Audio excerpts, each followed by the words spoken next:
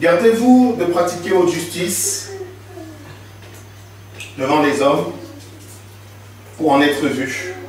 Autrement, vous n'aurez point de récompense auprès de votre Père qui est dans les cieux. Lorsque donc tu fais le monde, ne sonne pas la trompette devant toi, confond les hypocrites dans les synagogues et dans les rues, afin de te glorifier par les hommes. Je vous le dis en vérité, ils reçoivent leur récompense. Mais quand tu fais le monde, que ta main gauche ne sache pas ce que fait ta main droite, afin que ton aumône se fasse en secret, et ton Père qui voit dans le secret te le rendra. Lorsque vous priez, ne soyez pas comme les hypocrites qui aiment à prier debout dans les synagogues et au coin des rues pour être vus des hommes. Je vous le dis en vérité, ils reçoivent leur récompense. Amen. Amen.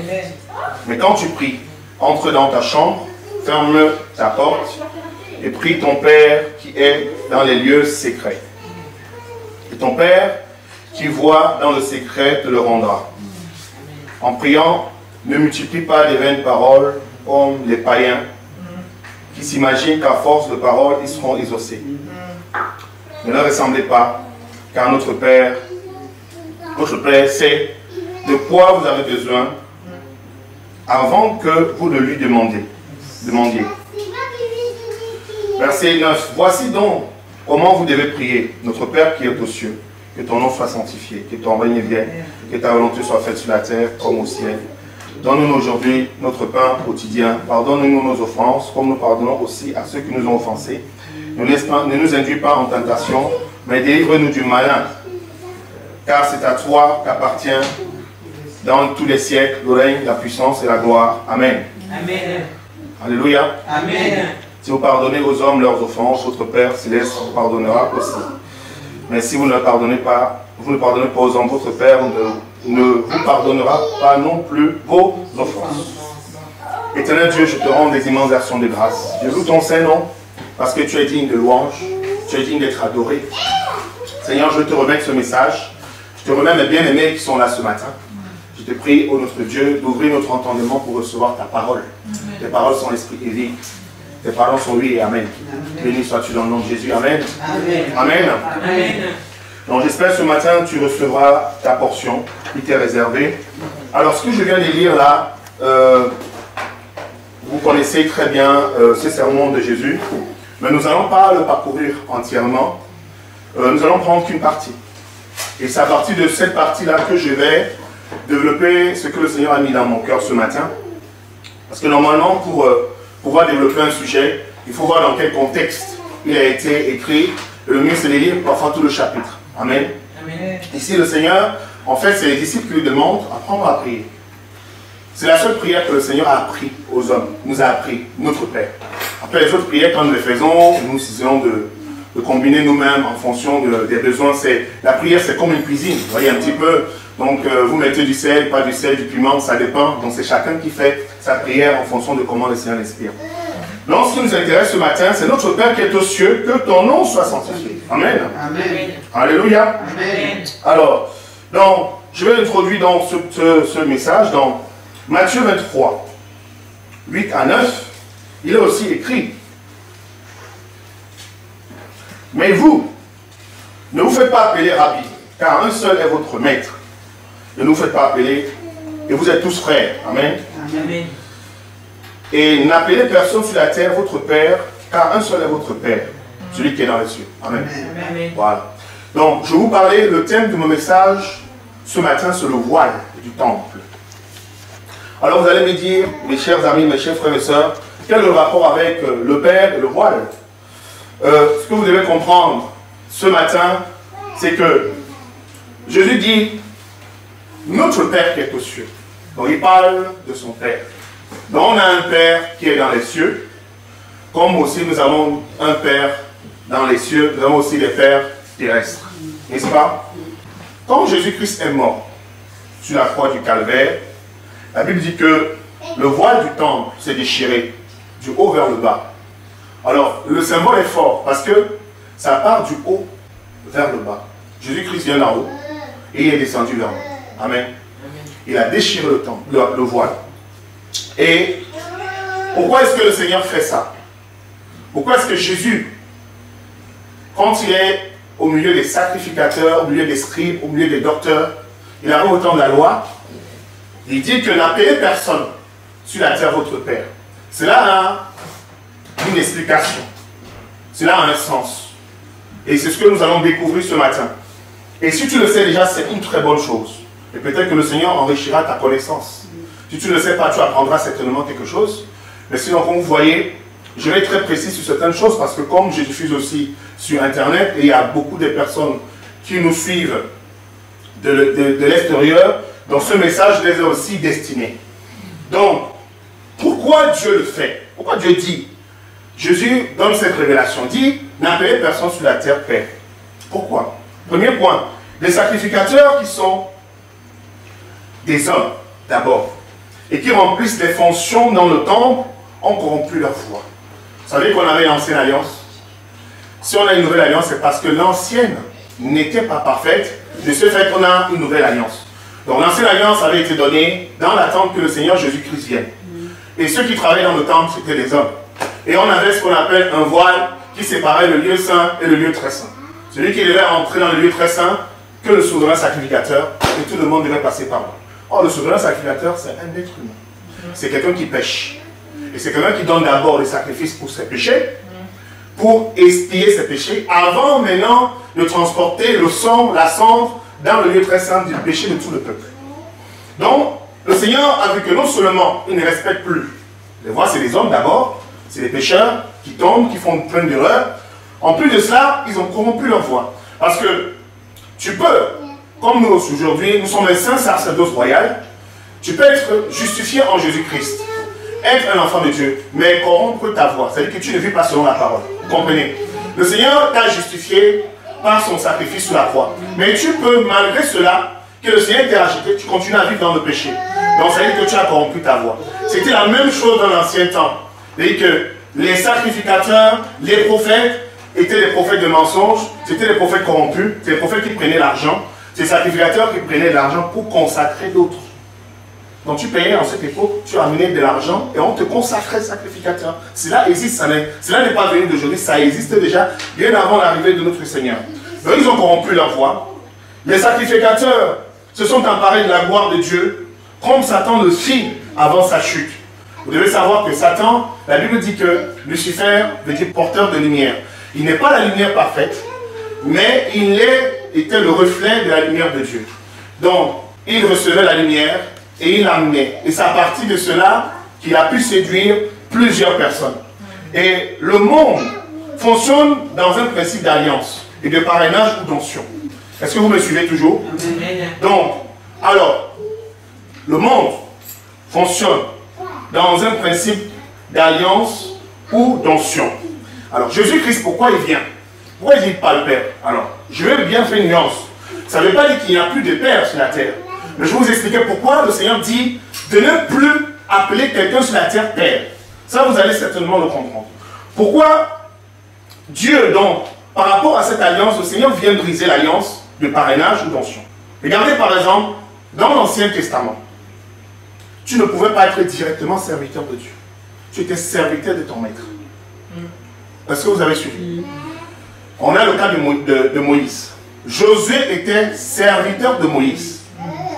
Et Josué, il recevait sa révélation ou son onction à travers Moïse. Est-ce que vous comprenez très bien? Donc, ça veut dire que celui qui est ton parrain, celui qui est au-dessus de toi, ton menton, tu reçois l'onction directement de lui. C'est pour ça qu'Élie, quand il est monté au ciel, Élisée ne pouvait pas commencer le ministère tant qu'Élie n'avait pas été enlevé. Donc quand Élie est enlevé, il jette son manteau sur Élisée. Vous voyez un peu? Donc il récupère l'onction de quelqu'un d'autre. Est-ce que vous me suivez très bien? Donc, le Seigneur, quand il vient, il voit que les hommes sont corrompus. Il a affaire à des hommes. Il a beau faire, ce sont des hommes. En plus, nous sommes des mortels. Donc il n'y a rien de bon en nous. Donc le Seigneur, qu'est-ce qu'il fait? Il va venir briser cela. Est-ce que vous me comprenez? On va y arriver. Donc, le cas de Josué, Moïse il avait 120 ans. Quand vous lisez dans la parole de Dieu, la Bible dit qu'il avait toute sa vigueur. Et même sa vue n'avait pas baissé. Il était encore plein. Mais comme il devait traverser le Jourdain, et que Dieu lui avait dit que ce n'est pas toi qui conduiras ce peuple, parce que tu m'as désobéi, c'est Josué. Pour que Josué prenne le flambeau, pour qu'il soit le guide d'Israël, il faut que Moïse meure d'abord. Donc c'est pour ça que Moïse n'a pas mort d'une mort naturelle, c'est Dieu qui l'a tué. Dieu l'a pris, il a dit que monte, il l'a tué et il l'a enseveli. À partir de ce moment-là, est-ce que vous me suivez? Maintenant Josué peut conduire. Il y a des gens, quand vous naissez, nous naissons tous avec ce qu'on appelle un voile. Le voile, mes enfants, je suis leur voile. Quand ils naissent, on me voit d'abord. Parce qu'ils ne me connaissent pas. On a parlé de ça à l'étude biblique vendredi. Et c'est moi qui leur enseigne la voie de Dieu. Or, je peux corrompre. Je peux leur enseigner autre chose. Je peux leur enseigner un autre Dieu. Je peux leur dire que Dieu n'existe tout simplement parce que c'est moi votre Dieu. En Afrique, il y a des gens qui ont des croyances que mon Père sur la terre, c'est mon Dieu. Celui qui pose son regard sur une telle personne chute. Parce que cette personne n'est pas le rocher. Cette personne n'est pas un appui. Vous suivez? Pourquoi? Parce que si ton onction vient d'un homme, s'il y a une mauvaise onction, cela arrive dans ta vie. Est-ce que vous me suivez? L'onction aujourd'hui, le Saint-Esprit par exemple, quand on fait l'excès par l'imposition des mains, c'est pas que je t'ai imposé les mains, il vient de moi pour entrer en toi. Non. J'impose les mains, je libère un espace. Et il descend en toi. Amen. Il ne vient pas de moi, il rentre. Mais dans l'ancien temps, c'était l'onction du prophète. Et quand il finissait le temps, quand il finissait son travail, il déposait le manteau et quelqu'un d'autre venait porter le manteau. Est-ce que vous me suivez toujours? Donc, Jésus-Christ, quand il vient faire quoi? Il vient déchirer le voile. Amen. Pour que nous ayons tous accès. Et c'est pour cela que nous allons continuer. Nous allons comprendre pourquoi Dieu déchire le voile. Je suis l'Éternel. C'est là mon nom. Je ne donnerai pas ma gloire à un autre, ni mon honneur aux idoles. Amen. Amen. Je ne donne pas ma gloire. Amen. Amen. Donc, c'est la deuxième chose. C'est l'une des raisons aussi pourquoi Dieu vient briser cette alliance. L'alliance du parrainage. Vous comprenez? Parce que il y en a quand ils sont des pères, quand ils sont des parrains, ils prennent la gloire de Dieu. D'accord? Ils prennent la gloire de Dieu de telle sorte que le Seigneur n'est plus vu. Le Seigneur, il est derrière. En fait, quand tu te mets en face d'une personne, il faut que la lumière puisse passer. Amen. Il faut que quand une personne regarde à travers toi, qu'elle voit Dieu. Amen. Vous me suivez très bien. Il faut que la lumière qui vient de Dieu puisse passer par toi. Tu n'es que l'intermédiaire. Et c'est pour ça que le Seigneur ici dit qu'il ne donne sa gloire à personne. Maintenant, pour développer précisément ce sujet, c'est quoi? Pour qu'un esclave soit libre, il faut que son maître meure et pour qu'un autre ne vienne pas prendre. Parce que la chose, c'est quoi? Quand tu es esclave de quelqu'un, quand tu es serviteur de quelqu'un, pour que tu sois libre, il faut que ton maître meure. La chose, c'est qu'il faut que tu profites pour prendre ta liberté. Si tu n'as pas pris ta liberté en ce moment-là, quelqu'un d'autre va venir te racheter. Et tu demeures dans l'état d'esclavage. Regardons ce qui se passe. Un enfant, quand il sort du sein maternel, le premier visage, le premier son qu'il entend et apprend, c'est celui de sa mère ou de ses parents. C'est le visage, c'est ce qu'on a. D'accord? Un nouveau-né dans le Seigneur, la première voix et le visage qu'il connaît, c'est celui de son pasteur. Est-ce que vous me suivez toujours? Amen. Donc, le monde fonctionne ainsi. C'est un principe. Donc, quand tu es un bébé spirituel, quand tu arrives, c'est la voix de ton pasteur. Le pasteur peut te raconter des bêtises. Tu vas faire des bêtises. Parce que tu es un bébé. Si vous me suivez très bien. Amen. Pourquoi? Parce que tu n'as pas atteint la maturité. Le monde fonctionne ainsi. Le monde fonctionne, il y en a qui viennent les premiers et qui amènent les autres. Et ceux qui sont là sont des mentors. Or, nous allons lire qu'est-ce qu'elle dit par la suite. Si tu regardes, tu fonctionnes selon ce principe. Quand celui-là qui t'a amené dans la foi, quand tu fixes ton regard sur lui, s'il tombe, tombe aussi. Parce que ton appui est sur lui. Alors, regardez. Mais les deux personnes, que je viens de vous citer là, les deux exemples que je viens de vous citer par exemple, nos pères naturels, par exemple vous qui avez les enfants, et les pasteurs qui sont considérés comme les pères spirituels, ne sont que des exemples. En fait, nous sommes là uniquement pour conduire des personnes. Est-ce que vous me suivez très bien? Amen. Parce qu'en fait, ce qui se passe, c'est quoi? Dans le principe, l'homme, le vrai Dieu, le vrai Père, c'est celui qui est dans les cieux. Amen. Amen. Vous n'êtes que des géniteurs. Est-ce que vous me suivez toujours? Amen. Donc, on remarquera par exemple que un pasteur peut te maintenir dans un état de bébé spirituel pour que tu dépendes toujours de lui. Parce que je vous explique quelque chose. Le monde fonctionne comme un moulin. Un moulin où il faut alimenter de l'eau. S'il n'y a pas de l'eau dedans, il ne tourne pas. Donc il faut que quand il y a des bébés spirituels qui arrivent, il faut qu'ils grandissent.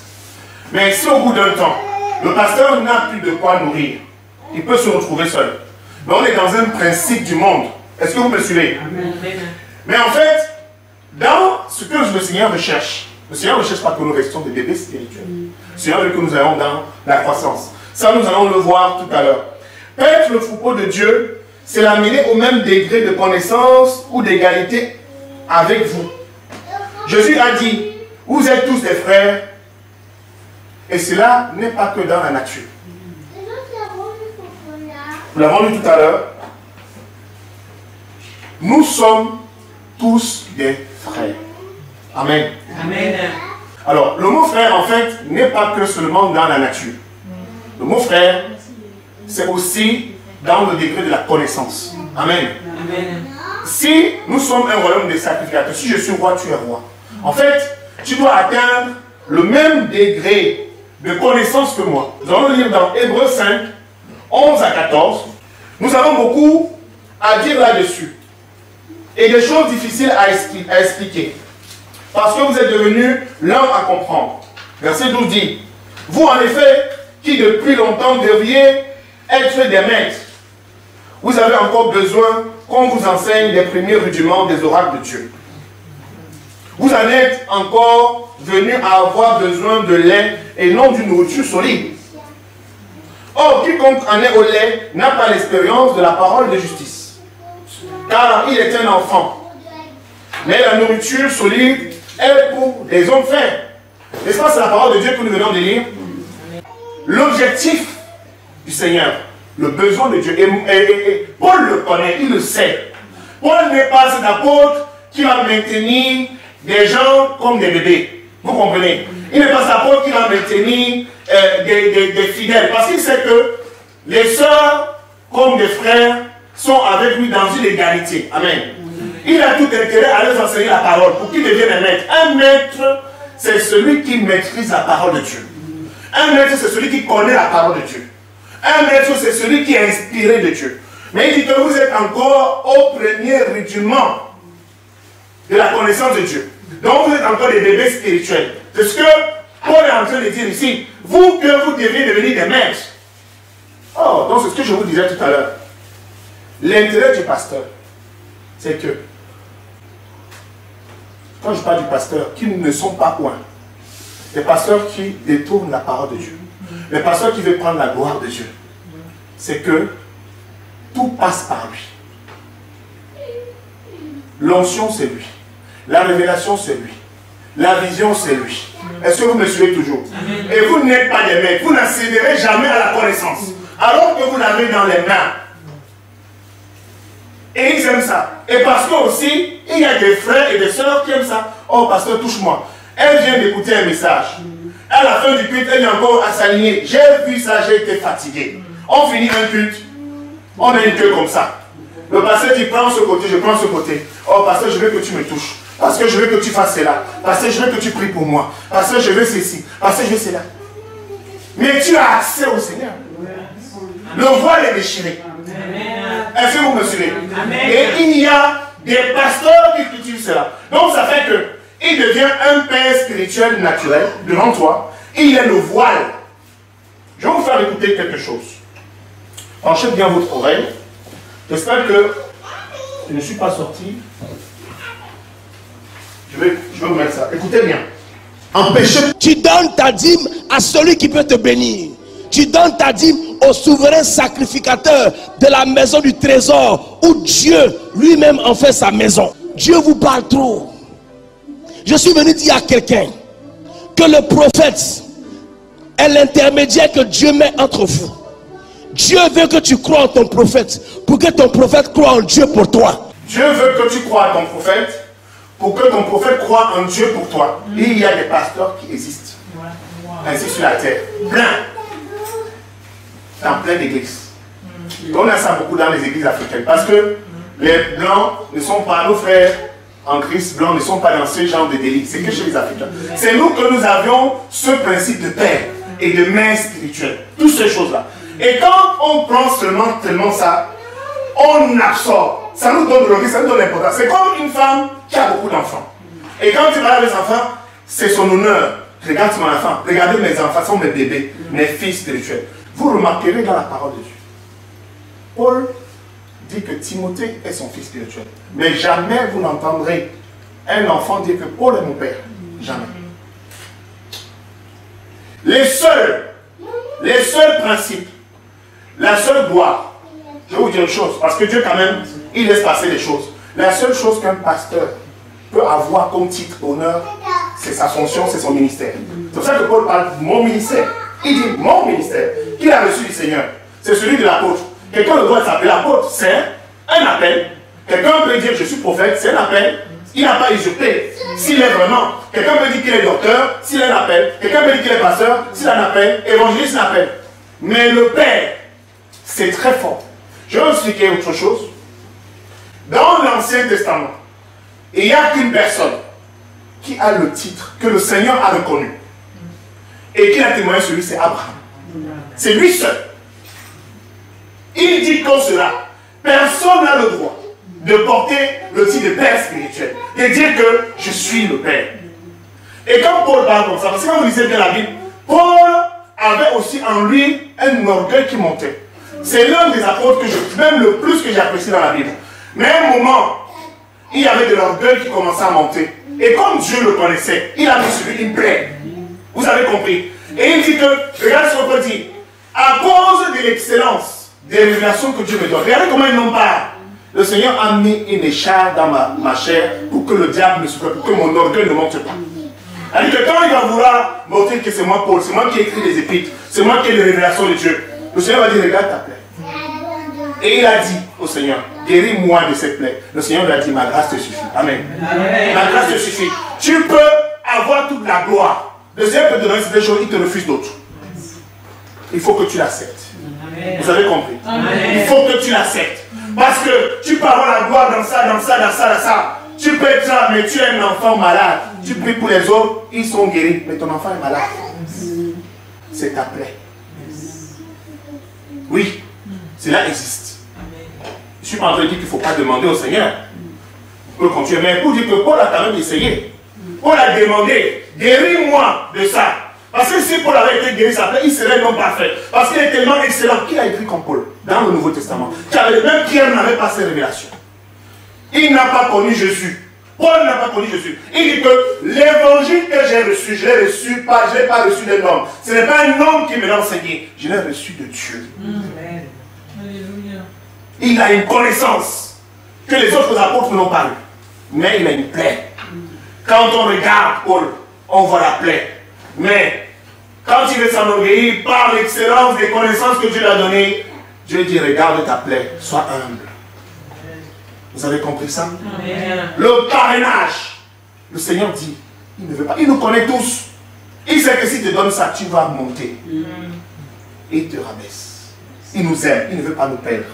Vous avez compris cela? Amen. Donc, écoutons la suite, c'est intéressant. C'est tout. Ne cherche pas à connaître Dieu. Crois en ton prophète pour que ton prophète croie en Dieu pour toi. Quand ça te dépasse là, invoque le Dieu de ton prophète pour que ce Dieu-là agisse dans ta vie. Et il y a des gens qui acclament. Quand ça te dépasse, invoque le Dieu de ton prophète. Parce que, et ce qu'il dit n'est pas faux. C'est ce que faisait dans l'Ancien Testament. C'est ce qui était fait dans l'Ancien Testament. Mais les gens sont encore dans le judaïsme. Les chrétiens sont encore dans le judaïsme. Ils sont encore dans les pères spirituels, ma mère spirituelle. Le problème, c'est que Paul lui-même dit quoi? Soyez mes imitateurs comme je suis de Christ. Amen. Mais beaucoup de ces gens, quand ils disent soyez mes imitateurs, soyez mes enfants, ils disent pas que soyez mes enfants comme moi je suis enfant de Dieu. Ils disent toujours que soyez mes enfants, je suis votre père, je suis votre mère. On ne cite pas le nom de Dieu dans. Quand tu tiens un discours, tu ne cites pas le nom de Dieu de A à la fin, tu n'as pas glorifié. Crois au Dieu de ton prophète. Et il priera pour toi. Et il y a des gens qui sont dans des églises plein. Et ils sont assis. Vous voulez qu'on avance comment? Vous voulez qu'on avance comment? Paul est en train de dire que vous, qui deviez déjà être des maîtres, on est en train de vous enseigner. Vous n'avez pas la Bible pour lire. Bien-aimé, ce que j'ai dit, ce n'est pas simplement pour toi, mais c'est pour ceux qui vont voir cette vidéo.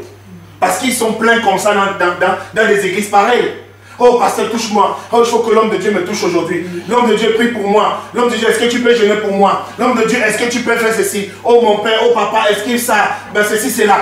Dieu n'est plus dans cette affaire. On a bouffé sa gloire. Jésus-Christ est donc mort. Pourquoi? Moi, je dis toujours ça. Jésus-Christ est mort. Pourquoi? Pourquoi cet homme a été crucifié sur la croix? Il a souffert. Pourquoi? Il a dit tout est accompli. Et quand il a baissé la tête, Père, tout est accompli. La Bible dit qu'il y a un tremblement de terre. Le voile du temple s'est déchiré. Pour qu'on ait accès au Père. Pour que tu aies accès directement au Père. Le voile du temple est déchiré. Que tu puisses discuter avec ton Père. Il casse le protocole de père spirituel, mère spirituelle, toutes ces choses-là. Nous ne sommes que des commissionnaires, des envoyés de Dieu. Nous ne savons rien, nous ne faisons que répéter ce qu'on nous a dit de faire, et nous allons faire que ce qu'on nous a dit de faire. C'est ça. Je vous avais parlé de Moïse. Est-ce toi de bâtir le tabernacle selon le modèle que tu as vu? Tu ne peux pas reproduire quelque chose si Dieu ne te montre pas ça. Sinon tu inventes et tu n'es pas dans le plan de Dieu. Tu n'es pas sur le chemin de Dieu. C'est ça le problème qu'on a dans l'église aujourd'hui. Nous sommes des frères et des sœurs. Nous devons avoir accès à la parole de Dieu. Pourquoi? Parce que si je suis limité dans la connaissance, si je suis en train de dire une erreur, il faut qu'il y ait une personne dans la salle qui me reprenne. Qui me dise que frère Isaac, ce que tu enseignes, c'est pas bon. Tu as beau être un pasteur, un docteur, tout ce que tu veux. Tu fais faute à cet endroit. Ce n'est pas vrai. C'est ça. Mais combien de gens reprennent le pasteur dans l'humilité et dans la douceur, dit que pasteur, tu t'es trompé. Ils disent des conneries, plein de choses, et ils acclament, ils amènent d'autres personnes, ainsi de suite. L'église est pleine comme ça. Quand le Seigneur dit des choses simples, mon peuple périt par manque de connaissance. Vous savez, on va chercher la Bible trop loin. Il y en a qui veulent faire des grandes études, ils vont faire des trucs. Les sœurs ont laissé, elle a laissé son travail, je vais faire des études en théologie, je vais faire ceci, cela. Le frère a laissé ceci, je vais faire pasteur, j'ai une... Et il y a tout dans la parole de Dieu. Il faut lire. Je vous dis que tout n'est pas codé. Tout n'est pas codé. Il n'y a même que 10% des Écritures sont codées. Il faut une révélation du Saint-Esprit. Le reste, c'est simple. Tu lis ça, tu comprends. Mais les gens ne veulent pas comprendre parce qu'ils veulent qu'on les touche. Ils veulent des grands messages, des gros messages. Ils veulent le spectacle, des choses comme ça. Quand il sort, il est satisfait, il était quelque part. Et le dimanche après, il revient avec le même problème. Moi, Paul est en train de dire que vous, en effet, qui depuis longtemps deviez être des maîtres, vous avez encore besoin qu'on vous enseigne des premiers rudiments des oracles de Dieu. Des maîtres. J'ai un degré de connaissance. Tu dois avoir le même degré de connaissance. Amen. Amen. Quand Jésus dit, moi je prends Dieu au mot. Je ne vous appelle plus mes serviteurs. Je vous appelle mes amis. Amen. Parce que le serviteur ne connaît pas ce que fait son maître. En ce moment-là, il n'appelle plus Jésus maître. Il est leur ami.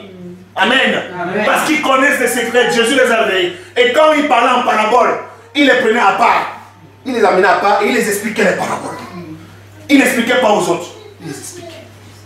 Le royaume de Dieu nous est réservé. Les secrets du royaume de Dieu. Nous devons rentrer dans la connaissance, lire la parole de Dieu régulièrement. Amen. Amen. Les pasteurs ne devaient pas rougir d'avoir les fidèles poussés vers l'excellence de la connaissance de Dieu. Car la moisson est grande, mais il y a peu de moissonneurs. Certains pasteurs ou leaders préfèrent perdre des brebis en les maintenant dépendant d'eux. C'est ce que je viens de dire. Le soleil qui t'éclaire ne vient pas de moi, mais de Dieu. Dieu doit être glorifié à tout moment, dans toutes les actions et toute parole qui sort de notre bouche. Amen. Amen. Un autre point. L'homme est toujours tenté à s'attribuer quelque chose pour voler la gloire de Dieu. Ou après avoir fini de remercier le Seigneur, j'avais vu ça. Moi je vous dis une chose, je ne vais pas vous mentir, moi-même qui vous parle. Une fois, j'ai passé des moments de jeûne avec une soeur. La soeur a eu la solution à son problème. La soeur vient à l'église. Elle commence à faire son témoignage. Elle a dit merci Seigneur. Quand elle a fini, elle ne m'a pas mentionné un moment. Est-ce que vous comprenez? Je vous parlais, je vous dis les choses, je suis honnête, ça je vous le dis. À un moment, elle m'a dit, j'étais avec le frère Isaac qui m'a soutenu, qui m'a accompagné. À un moment, j'étais frustré dans mon cœur. Et le Seigneur m'a parlé. Pourquoi es-tu frustré? Parce que, est-ce que c'est toi qui l'as fait? Est-ce que vous comprenez? J'ai eu cette expérience il y a 8 ans. Et à ce moment-là, j'ai eu peur de Dieu. J'ai eu peur de Dieu. Le Seigneur m'a dit, tu voulais qu'on mentionne ton nom. Parce qu'il y a des pasteurs qui disent, ah oui, il y a tel prophète. L'apôtre a prié avec moi. Il a jeûné avec moi, il est venu à la maison. Vraiment, c'était compliqué. Comme ça, Dieu a les honneurs, lui aussi il a les honneurs. Dieu m'a parlé. Il dit, est-ce que c'est toi qui l'as fait? Ce n'est pas toi qui l'as fait. Tu as certes jeûné, tu as pris de ton temps, mais c'est moi qui ai opéré par ma puissance. Amen. Amen. Amen. J'ai eu peur. Depuis ce temps-là, quand je fais quelque chose, je n'attends rien derrière. Je n'attends rien derrière. Parce qu'on veut s'attribuer la gloire. C'est comme un discours. Quand tu as fini, si tu oublies quelqu'un dans la salle, on ne va pas parler de moi, tu es fâché. Moi aussi, j'étais dans le projet. C'est Dieu qui a son projet dans l'église. Et il veut qu'on s'efface. Dieu veut que tu t'effaces. Il veut que ce soit savoir. Pourquoi nous nous comportons? Parce que Dieu ne le voit pas. Parce que comme il est invisible, si c'était physique, on lui donnerait la place, je ne suis même pas sûr. Dieu veut que tu t'effaces. C'est comme ça que les vrais enfants de Dieu doivent fonctionner. Et notre véritable Père, c'est Dieu. Sinon, il ne nous blâmerait pas. Et nous n'aurons pas de comptes à lui rendre. Regardez, nous rendrons compte à Dieu pour nos enfants. Comment nous leur avons enseigné le chemin. Et nos enfants rendront compte à Dieu. Donc, si Dieu, tu pourrais être donné que Seigneur, c'est moi le Père, qu'est-ce qu'il y a entre toi et moi? Est-ce que c'est toi qui m'as donné les enfants? Est-ce que moi j'ai à rendre des comptes avec le voisin? Comment j'éduque mes enfants? Non, je n'ai pas à rendre compte. Donc si Dieu demande des comptes de notre vie, ça veut dire qu'il est le propriétaire. Il est le vrai Père. Amen. Amen. Donc il veut que nous l'intégrons dans notre tête. Nous ne sommes que des géniteurs, des conducteurs. Un pasteur, c'est un guide. C'est un conducteur. Ce n'est pas le Père. Le vrai Père, c'est Dieu. Amen. Amen. Amen. Voilà. Dans Hébreux 13, 17, il dit, obéissez à vos conducteurs et non à vos pères spirituels. On dit bien, obéissez à vos conducteurs car ils veillent sur vos âmes. Hébreux 13, 17 le dit. Et la Bible aussi dit dans Jérémie 17, maudit soit l'homme qui met sa confiance sur un homme. Car tout homme est pécheur et respire le péché. Maudit soit l'homme.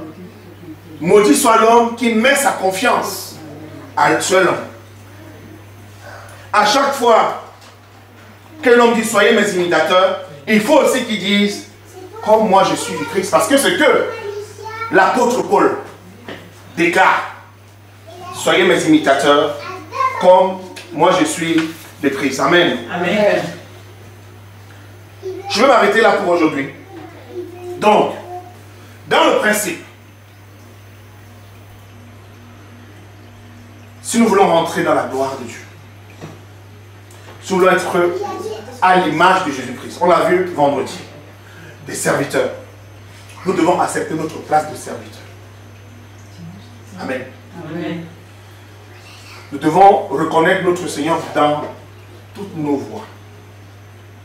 Nous devons considérer que nos enfants sont à Dieu. Amen. Amen. Ton mari, il est à Dieu. Tout ce que tu as est à Dieu. Amen. Tu ne t'attribues aucune gloire. Parce que dès le moment, parfois, on néglige ces choses. C'est dans les petites choses que Satan rentre. Parce qu'on néglige, tu dis que papa, maman, tout ça. ça commence comme ça. Les Blancs n'ont pas ce problème. C'est aussi un danger de leur côté, parce que le fait d'avoir cassé le code de ce que c'est que le père, ils ne respectent plus leurs parents ici. Ils parlent à leurs parents n'importe comment. Nous, on connaît l'importance, la notion de ce qu'est-ce qu'un père et une mère. Déjà naturellement. Gardons cela, ne perdons pas cela. Mais ne les mettons pas au piédestal comme Dieu. Parce que quand on va commencer à les vénérer, quand on va commencer à les adorer, à trop les admirer, le jour où un tombe, si ton cœur n'est pas solide, tu peux tomber avec lui. Parce qu'il te scandalise. Donc c'est pour cela que tu dois toujours fixer ton regard à Dieu. Amen. Amen. Il ne faut pas faire comme le pasteur là qu'on vient d'écouter là. Où dit que tu n'as pas à croire en Dieu. Il dit que Dieu vous parle trop. Dieu vous parle trop. Tu n'as pas à croire en Dieu. Tu dois en croire à ton prophète pour que ton prophète croie en toi. Eh Seigneur. Et il y a des choses comme ça qui existent sur la terre. J'ai dit que ça existe. Ça existe. Et il n'est pas le seul. Ils sont des milliers comme ça. Et s'ils prospèrent, c'est à cause de certains qui vont s'asseoir dans ces églises et écouter. Parce que s'il n'a pas de clients, comment est-ce qu'il va faire son commerce? Il va fermer la boutique. Lisons la parole de Dieu. Amen. Approchons-nous du Seigneur.